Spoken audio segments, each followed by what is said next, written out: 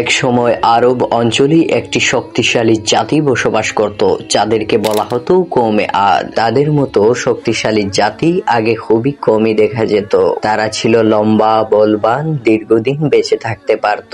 ভিন্ন ধারণায় বলা হয় তারা ইরাম নামের একটি নগর তৈরি করেছিল, যাকে অনেকেই লস্ট অফ ইরাম বলে চিনে। এই জাতি পাহাড় কেটে বিশাল বড় বড় প্রাসাদ বানাতো এবং সেই প্রাসাদে তারা বসবাস করত।